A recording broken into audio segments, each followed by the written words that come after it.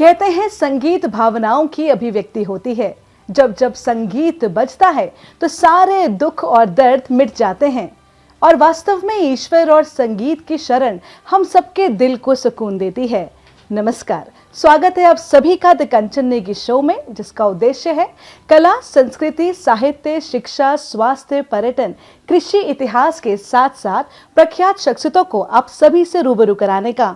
और आज इसी कड़ी में हम आपके मुलाकात दो ऐसी बहनों से कराने जा रहे हैं जो मूलतः पिथौरागढ़ की रहने वाली हैं और अपनी सुंदर आवाज से उत्तराखंड के लोक गीतों को, लोक संस्कृति को विश्व पटल पर ले जाने का कार्य कर रही हैं। जी हाँ, हम बात कर रहे हैं उत्तराखंड की उप्रेती सिस्टर्स के बारे में। तो आइए होते हैं उनसे रूबरू। नमस्कार। नमस्कार। द कंचन नेगी शो में आपको बहुत बहुत स्वागत, अभिनंदन। नमस्कार, प्रणाम, जय देवभूमि उत्तराखंड। द कंचन नेगी शो में हम दोनों उप्रेती सिस्टर्स, मैं ज्योति उप्रेती सती और मैं नीरजा उप्रेती, हम प्रणाम करनू आप सब लोगों के। और कंचन जी, आपके लगे हम बहुत बहुत धन्यवाद दिनू कि आपने आज हमें अपने साथ होने का एक बहुत अच्छा मौका दिया है। सबसे पहले पूछना चाहेंगे कि आप दोनों में कितना अंतर है उम्र का, और आपने कब से संगीत की दुनिया में एक साथ कदम रखने का सोचा? उम्र का अंतर आप अगर बोलेंगे तो उम्र का अंतर, मैं बड़ी हूँ, ये छोटी है। और बड़े और छोटे में, और जहाँ से संगीत की सफ़र बात करेंगे तो उम्र जस्ट एक नंबर कहते हैं ना, बिल्कुल वो नंबर हम मानते हैं। जब हम सीखने की बात आती है ना, उसमें बड़ा छोटा हम गिनते भी नहीं है, क्योंकि ये मुझसे सीखती है तो मैं इससे सीखती हूँ। संगीत सफ़र की बात करी आपने, संगीत की यात्रा हमारी कब से शुरू हुई, तो जहाँ तक अगर मैं अपनी बात करूँगी, अगर हम उप्रेती सिस्टर्स में से ज्योति उप्रेती सती और नीरजा उप्रेती को अलग कर देते हैं उनके सफ़र के लिए, तो मैं जब छोटी थी 3 या 4 में पढ़ती होंगी शायद, तब से मैं मंच पे गाना शुरू करा था। जब स्कूल में पढ़ती थी तो धीरे धीरे एक संगीत भी मेरा मंच पे चलता रहा, विज्ञान की और साइंस का स्टूडेंट होने के नाते। तो मैं उसकी पढ़ाई करते रही, लेकिन कहीं ना कहीं आपको लगता है ना, जब आपको ईश्वर ने एक आवाज़ दी है, उस आवाज़ को आप तराशते हो, उसको निखारते हो, तो उसके लिए आपको ज़रूरत पड़ती है स्वर की, स्वर साधना की। तो स्वर साधना मैंने करी आफ्टर BSc। जब मेरा स्नातक पूरा हुआ पिथौरागढ़ डिग्री कॉलेज से, फिर मैंने देहरादून भातखंडे से अपनी विधिवत संगीत की शिक्षा ली। और उसके बाद ये संगीत का सफ़र MA हिंदी, MA म्यूज़िक से चलता रहा, विशारद पूरा हुआ। फिर मैंने संगीत अध्यापिका के रूप पे कार्य करा। लास्ट 15-16 सालों से मैं संगीत अध्यापिका के रूप पे और एक गायिका के रूप पे, ये दोनों साथ साथ चल रहे हैं मेरे। और आकाशवाणी दूरदर्शन की में जब 2001 था तब मैंने ग्रेड पास करा था, तब से मैं लगातार गा रही हूँ। फिर हम उप्रेती सिस्टर्स पे आए जी। तो ये ज्योति उप्रेती और नीरजा उप्रेती को मिला के उप्रेती सिस्टर्स को मिलाना, इसकी भी एक रोमांचक यात्रा है। और नीरजा का सफ़र फिर संगीत का यूँ तो हमारे पूरे परिवार में ही एक है कि सभी में थोड़ा थोड़ा सा संगीत समाया हुआ है। वैसे मेरे साथ भी था, बचपन से स्कूल में मैं भी गाती रहती थी। कोई भी प्रोग्राम होता था तो टीचर्स ने भी हमेशा अप्रिशिएट किया कि नहीं, गाओ, आगे बढ़ो, बहुत अच्छा गाते हो। तो वो वहीं तक सीमित था। और मैं मेरा ज़्यादा जो एक इंटरेस्ट था वो था साइंस की तरफ जी। तो मैंने मेडिकल फील्ड में आना था, तो मैं एक फिजियोथेरेपिस्ट हूँ। मैंने अपनी पढ़ाई साइंस की करी, लेकिन साथ में संगीत फिर भी चल रहा था, कॉलेज में भी चल रहा था जी। उसके बाद दीदी का कोई प्रोग्राम होता था, मैं उसके साथ जाती थी। और दूरदर्शन में मैं दीदी के साथ जाती थी, इसके साथ परफॉर्म करती थी। और यूँ तो अब बहुत अच्छा कार्य कर भी रही हैं दोनों उप्रेती सिस्टर्स। लेकिन हम पूछना चाहेंगे कि क्योंकि आपकी बड़ी बहन है और इन्होंने संगीत में प्रोफेशनली ट्रेनिंग ली है भातखंडे से, तो आपके केस में आपने कहाँ से सीखा?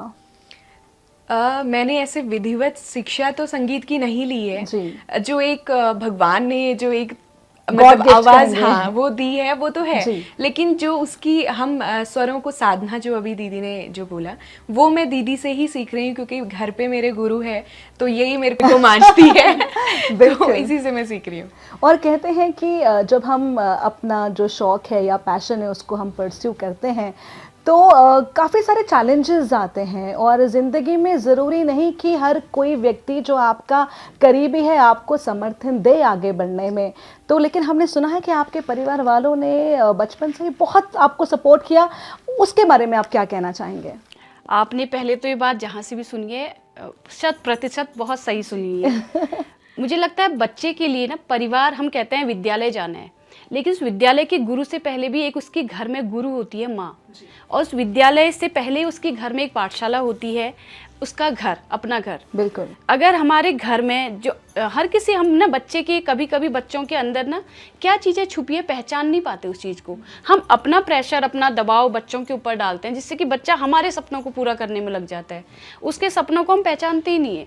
तो जैसे मैंने बोला कि मेरी शिक्षा के साथ साथ एक ये संगीत का, गायिका का ये दौर भी चला, और उसमें सबसे बड़ा सहयोग मेरे माता पिता ने दिया।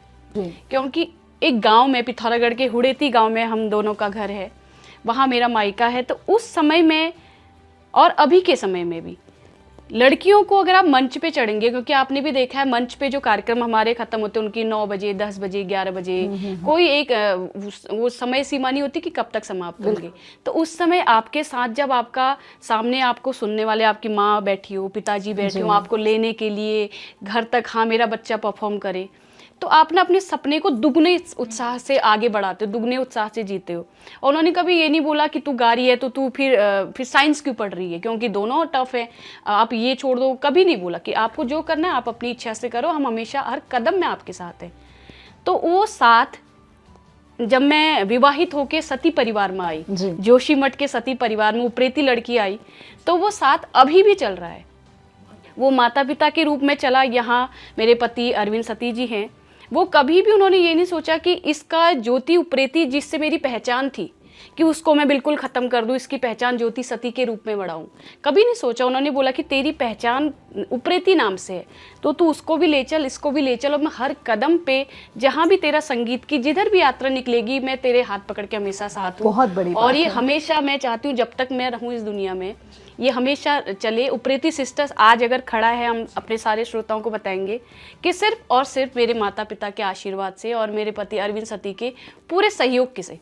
बहुत बढ़िया। हम तो सिर्फ मेहनत करते हैं, पीछे पूरा सहयोग उन्हीं का रहता है। हम ये पूछना चाहेंगे आपसे कि संगीत का जो सफ़र है उसमें भी बहुत कठिनाइयाँ आती हैं, तो आपने कैसे ये सोचा कि हम दोनों बहनें एक टीम बना के आगे बढ़ें? क्योंकि जैसे हमने अभी ज्ञात हुआ कि वो फिजियोथेरेपिस्ट हैं, तो आपने कैसे सोचा कि आप सोलो भी कर सकती थी? बिल्कुल। तो आपने ये एज अ टीम दोनों बहनों को जोड़ने का आपने कैसे सोचा? मैं आप पे इस बात बताऊंगी, हम जो कार्य कर रहे हैं ना उस पे हम जोड़ने का कार्य कर रहे हैं। संगीत के लिए अगर हम देवभूमि के गीतों को, अगर हम पारंपरिक लोकगीतों की विधाओं को अगर हम ला रहे हैं सामने, या हम भारतीय संस्कृति में रचे हुए अपने वेद ग्रंथ पुराणों के श्लोकाज मंत्राज को अगर हम गाते हैं, तो उसमें क्या है, हमारा मकसद ये नहीं है कि हम गा रहे हैं लोग सुने और या फिर उसको गुनगुनाएं 3-4 दिन बाद भूल जाएं। हमारा मेन मकसद ही यही है इस कार्य को, प्रीति सिस्टर्स को लेके चलने का, लोगों को जोड़ना अपने गीत से, अपने संगीत से, उस विधा से, अपनी जड़ों से, अपनी परंपराओं से, अपनी विरासत से। क्योंकि हम कहते हैं ना हमेशा, हम अगर खड़े हैं कहीं पर भी, कहीं ना कहीं हमारा कोई ना कोई आधार स्तंभ होता है जिसके सहारे हम लोग खड़े होते हैं। तो उप्रेती सिस्टर्स को जब हमने सोचा, ये था कि लोग अपना मिशन, विजन, बहुत सारी चीज़ें क्रिएट करते हैं आज की डेट में, और कुछ चलते भी हैं, कुछ नहीं भी चलते। तो हमारी सिर्फ एक सोच है, अपने गाँव तक के लोगों को जोड़ना, जो पुरानी पीढ़ी से हम सीख रहे हैं लोक गीतों को, जो लोक में बसे थे, हमारी पहचान है जिन गीतों से, जिन संस्कृति से, जिन विधाओं से, उसको आगे आने वाली पीढ़ी के लिए पहुंचाना, और उन लोगों को भी बताना जो हमारे उत्तराखंड से बाहर के हैं या हमारे भारत से बाहर के हैं कि हमारी असली संस्कृति क्या है। जी। और खास तौर पे आप उप्रेती सिस्टर्स को जाना भी इसी बात से जाता है कि जो गीत हमारे विलुप्त हो चुके हैं, जो लोक गीत है, जो हमारी संस्कृति को बयां करते हैं गीतों के माध्यम से, वो आप बहुत ही खूबसूरती के साथ दोनों बहनें उसको संजोने का काम कर रहे हैं। इसके बारे में आप क्या कहना चाहेंगे? लोक संस्कृति से, जैसे मैंने अभी बोला था कि हमारी पहचान किससे, हमारी संस्कृति से।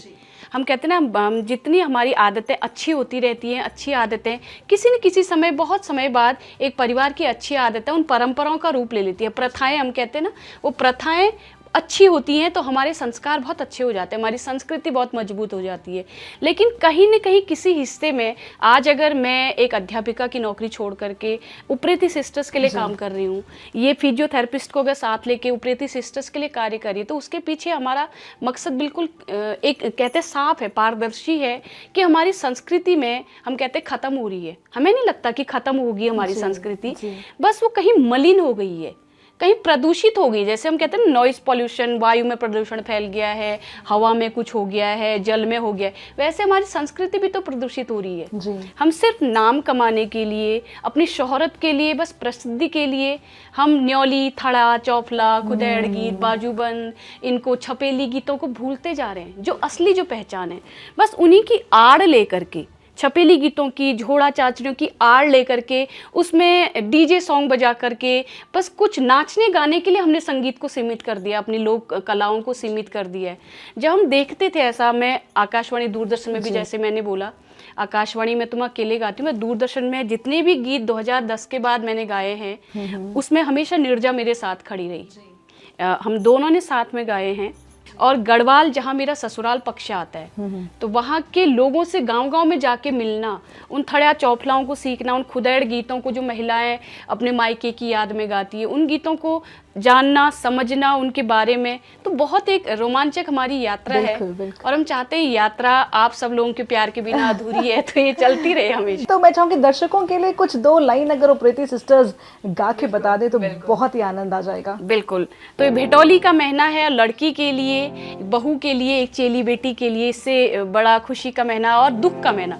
आपको बताएं ये महीना ऐसा होता है जो खुशी भी लाता है, दुख भी लाता है। खुशी है कि मायके जाऊंगी, मिलूंगी, या मायके से भाई या माँ बाप कोई भी भेटौली लाएंगे, और दुख इस बात का कि मैं कितनी दूर हूँ अपनी मायके से, मिल नहीं पा रही। तो खुशी, संजोग और वियोग एक साथ मिल रहे हैं। बिल्कुल। तो ये गीत है हम दोनों बहनों का ही लिखा हुआ गीत है और चैत मास को दर्शाता है, उसकी खूबसूरती को दर्शाता है।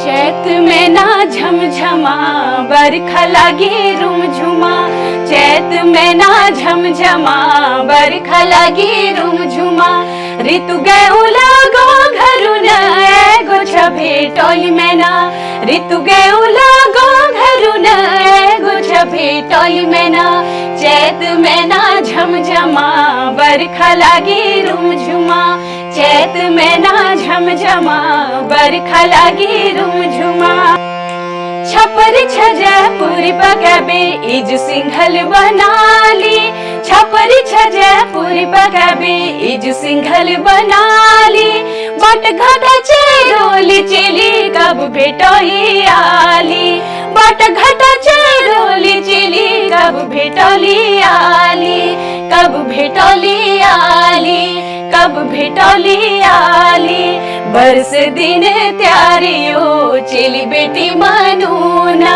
बरस दिन त्यारियो चेली बारी मनूना, ऋतु गयो लागो घरुन एगो भेटौली में ना, ऋतु गयो लागो घरुन एगो भेटौली में ना। वाह, क्या खूब आपने गाया है, बहुत ही बेहतरीन। तो आप प्रीति सिस्टर्स अपने आप को आने वाले 5 सालों में कहाँ देखती हैं? अगर इस बात का बहुत सीधा और सच्चा उत्तर अगर दें जी, तो हमने भगवत गीता जब पढ़ी थी ना, उसमें बहुत सारे श्लोक है, बहुत सारे लोग अगर ज्ञान लेना चाहते हैं भगवत गीता से लेते हैं, हमारा जो पौराणिक ग्रंथ है, तो उसमें एक साफ बात कृष्ण बोलते हैं, कर्मण्येवाधिकारस्ते मां फलेषु कदाचन, कर्म करनी है, हमको कर्म करते रहना है, तो फल की चिंता नहीं करनी। यही हम दोनों का भी मानना है। जी। तो अभी जैसे कि आप अध्यापिका रही हैं और संगीत से आपको बहुत ज़्यादा लगाव है, तो क्या कभी प्रीति सिस्टर्स के मन में ये नहीं आया कि हम खुद का अपना एक संगीत अकादमी यहाँ पे खोलें और जो सीखना चाहते हैं उनको भी हम प्रेरणा दें? अकादमी का तो कभी हमने सोचा नहीं है। ये आपके अगर शुभ आपके मुंह से निकल रहा है तो हो सकता है, हमने बोला है ना भविष्य के गर्भ में हम कभी नहीं गए, क्योंकि हम आज में जीने वाले लोग हैं। हम बहुत सी चीज़ों से, अपने पुरानी चीज़ों से सीखते हैं। जैसे कोरोना ने हमें सिखाया कि जीना बहुत ज़रूरी है, स्टोर करने से कुछ नहीं होता। तो हम चाहते हैं कि हमारा जितना हमारे पास है, जितना हमने अपने पुरखों से सीखा है, अपने माता पिता से या अपने गाँव घरों से जितना सीख रहे हैं, वो लोगों को दें। हम ये जानना चाहते हैं कि आपका पसंदीदा जॉनर कौन सा है, क्योंकि दोनों उत्तराखंड के लोकगीत तो गाते ही हैं, लेकिन आपका, बड़ी बहन की बात करें, आपका पसंदीदा जॉनर कौन सा है? फिर हम छोटी बहन पे आएंगे। मेरा पसंदीदा जॉनर है, लोकगीत तो मेरे हैं ही, और लोकगीत भी वो जिनमें मिठास भरी हुई है। और सुगम संगीत में भी बहुत से हैं, हम गज़लें भी गाते हैं। हम दोनों को वो संगीत पसंद है जो कानों को पसंद है, जो क्या कर्णप्रिय बात हो। है, फिर वो कोई भी हो सकता है, वो आप गजल में भी ले सकती हैं, वो आप सूफी सुगम भी ले में, सकती सुगम ले हैं, लो, कुछ सुगम भी ले ले लो। सकते हैं। तो कुछ दर्शकों के लिए हो जाए। हमारी पारंपरिक विधाओं पे जिस पे हम काम करते हैं, तो उन्हीं विधाओं में से गीत है। हम हमेशा स्तुति आराधना करते हैं अपने देवी देवताओं की, तो एक पारंपरिक चांचरी है हमारी जी। हम पिंडारी ग्लेशियर की बात करते हैं, तो पिंडर में हमारी देवी माँ भगवती बैठी हुई है हमारे सारे देवभूमि की रक्षा करने के लिए। तो ये गीत उन सभी लोगों के लिए, सबकी मंगल कामना के साथ। क्षमा पिनुरी का धुरा देवी छम, क्षमा पड़ी गो बरफ देवी छम, क्षमा पिनुरी का धुरा देवी छम, क्षमा पड़ी गो बरफ देवी छम, ओ छम छम छम क्षमा छम छम छम छम। क्या बात है, बहुत ही खूबसूरत आपने गाया और मुझे उम्मीद है कि हमारे दर्शक भी हमारे इस एपिसोड को बेहद पसंद कर रहे होंगे। भेंट वार्ता को आगे बढ़ाते हुए ये पूछना चाहूँगी कि आपके भविष्य में आपने क्या सोचा है अपने संगीत को लेके, कि आपके ऑब्जेक्टिव क्या है, कहाँ पे आप अपने ऑपरेटिव सिस्टर्स को लेके जाएंगे उत्तराखंड के फोक म्यूजिक के माध्यम से? हम चाहते हैं कि उत्तराखंड का जो फोक म्यूजिक है जी, इसमें हम दोनों बहनों का एक पॉइंट है, और हम हमेशा जहाँ भी जिस भी इंटरव्यू में या लोगों के सामने रूबरू होते हैं, लोगों से बात करते हैं, बात हम रखते हैं। पहले फिल्म जगत की हम अगर बात करते थे, तो फिल्म जगत के लोगों को आपने देखा होगा हमारे लोक गीतों से, उत्तराखंड नहीं, हमारे उत्तराखंड के जितने भी हमारे भारतवर्ष के स्टेट हैं, किसी न किसी लोक से कुछ न कुछ ऐसी धुनें उठाते थे, अपने मूवी में उनको डालते थे और गीत बहुत प्रचलित हो जाते थे जी। तो इतना मजबूत था हमारा लोक संगीत।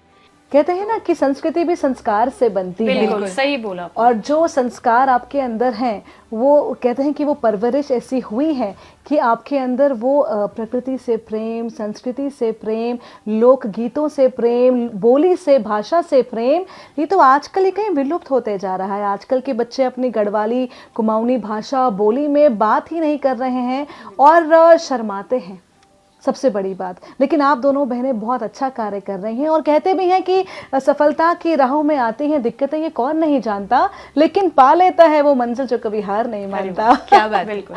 और हम ये कहना चाहेंगे कि आप लोग दोनों बहुत मेहनत कर रहे हैं, बहुत अच्छे से कर रहे हैं काम गीतों के माध्यम से। तो क्या आपने कभी जब ये गीत गाते हैं तो क्या आपके अपने कोई मंत्रा हैं, या आप किसको स्मरण करते हैं जब आप मंच पे रहते हैं? कुछ ना कुछ तो सीक्रेट जरूर होता ही है सभी कलाकारों का, तो आपका वो सीक्रेट क्या है? सीक्रेट कुछ नहीं है, मुझे लगता है कि हर इंसान के अंदर ईश्वर का अंश है। बिल्कुल। तो उस ईश्वर को आप देवी रूप में स्मरण करो, चाहे उसको शिव रूप में स्मरण करो, चाहे अपने माँ बाप के रूप में स्मरण करो, चाहे मेरे साथ में गाने वाली बहन को सोचो कि आज मेरी बहन और मैंने बहुत अच्छा गाना है। कोई ऐसा इंसिडेंट जिसने आपको और ज़्यादा आपकी विल पावर को बढ़ाया, ऐसा कोई किस्सा यदि आप साझा करना चाहेंगे जिसने आपको ये और ज़्यादा दृढ़ शक्ति, कहते हैं ना कि कई बार जब नेगेटिव लोग मिलते हैं और कहते हैं नहीं कर पाओगे या तुमसे नहीं होगा, तो वो ज़्यादा आपको और पॉजिटिविटी देता है। और हम भी ये मानते हैं कि जो नकारात्मक लोग आपकी ज़िंदगी में आते हैं उनका हमको शुक्रगुजार होना चाहिए कि उनकी वजह से हम और अपने आप की विल पावर को बढ़ाते हैं, स्ट्रांगली आगे बढ़ते हैं। तो क्या आपकी ज़िंदगी में सफ़रनामे में ऐसे कोई किस्सा हुआ है? सफ़र है, सफ़र में मुझे लगता है सुख दुख जैसे आते हैं, तो सकारात्मकता नकारात्मकता आना बहुत स्वाभाविक है।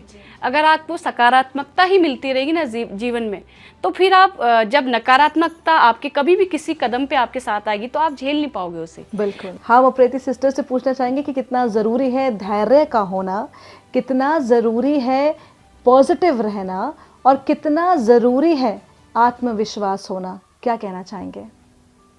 ये शब्द जो आपने बोले ना, ये नैतिक शब्द हैं, बहुत बड़े शब्द हैं, बहुत सारे अर्थ को अपने ऊपर समेटे हुए हैं, जिसको हम भूल रहे हैं आज के समय में। हम धैर्यता की बात करते हैं, सहनशीलता की बात करते हैं, क्षमाशीलता की बात करते हैं, लेकिन हम जब खुद पे लागू करनी होती है ना, इन बातों को हम कहीं से कहीं तक अपने ऊपर लागू नहीं करते।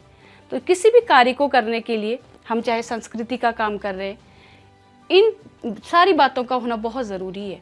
जब आप धैर्यशील होंगे, आप अपने पथ पर कर्तव्यशील तो हैं ही, आप बहुत मेहनत से कार्य कर रहे हैं, लेकिन धैर्यता रखनी भी बहुत ज़रूरी है। हो सकता है आपको, आप जो सोच रहे हो ना मिले वो मुकाम, हो सकता है कि आप सोच रहे हो कि मेरे सामने मेरे एंटी 20 आएंगे बट आ रहे हैं 100, तो तब आप अपनी धैर्यता को अंदर, जब आप अपने अंदर सकारात्मक होंगे तो धैर्यता अपने आप होगी। और बहुत आसान होता है किसी मंजिल तक पहुंचना, लेकिन मुश्किल होता है उसको बरकरार रखना। उसके बारे में आपके क्या विचार हैं? मंजिल वो नहीं है जो कि मैं 4 कदम चली और मुझे मिल गया, वो एक किस्मत है। किस्मत से बहुत से लोगों को मिलता भी है। किस्मत की आपने बात कही, हम पूछना चाहेंगे कि आप किस में ज्यादा विश्वास रखते हैं, अपनी किस्मत में या अपने हार्ड वर्क में? हम मेहनत पे विश्वास करते हैं।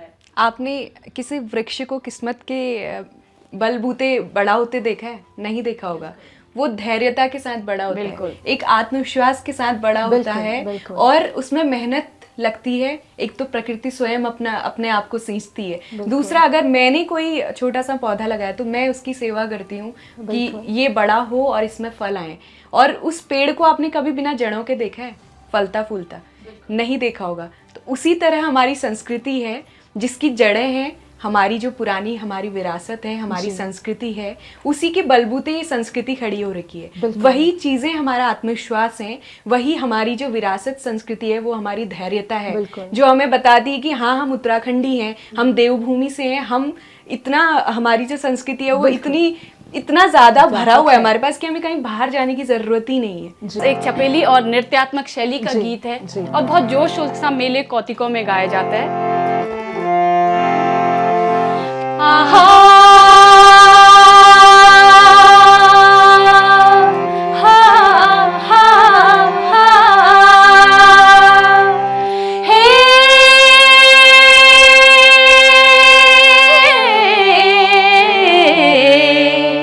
अरे अब भुटी हल्या भट खड़ुनी भुटी हल्या भट, अरे मेरी प्रीत लगी उनन छना बट, अब तेरो हैरो नामकरण और मेरी है रे छठ, त्या डाला फटक मारी मेले अपने डाला बट, अरे तेरो ठको ठन मधुली चवनी कसा बुटा, कांबठिल्याची लाल बिलोज चवनी कसा बुटा, अरे तेरो ठको ठन मधुली चवनी कसा बुटा, कांबठिल्याची लाल बिलोज चवनी कसा बुटा, अरे कांबठिल्याची लाल बिलोज चवनी कसा बुटा। क्या बात है, क्या बात है। तो प्रीति सिस्टर, आपसे भेंट वार्ता करके बहुत अच्छा लगा, बहुत कुछ सीखने को मिला अपनी उत्तराखंड की कला संस्कृति के बारे में, लोक गीतों के बारे में, और मुझे उम्मीद है कि हमारे दर्शकों को भी ये एपिसोड बेहद पसंद आया होगा। और सबसे अच्छी बात है कि वो प्रीति सिस्टर्स की मधुर आवाज़ हम सभी दर्शकों के कानों में पड़ी। और वास्तव में चाहे संसार में लाखों भाषाएं हो, चाहे संगीत से बढ़कर कोई भाषा नहीं होती, जिसे हर मानव समझता है। प्रकृति के कण कण में संगीत बसता है, पशु पक्षी हो, पेड़ पौधे हों, सभी संगीत की लय में फलते हैं, फूलते हैं, प्रसन्न होते हैं, दिल को सुकून मिलता है। तो दर्शकों, इसी उम्मीद के साथ कि द कंचन नेगी शो की टीम फिर हाजिर होगी शनिवार रात 9 बजे सिर्फ दूरदर्शन उत्तराखंड पर। आप फिलहाल प्रीति सिस्टर्स को और मुझे यानी डॉक्टर कंचन नेगी को दीजिए इजाजत। नमस्कार।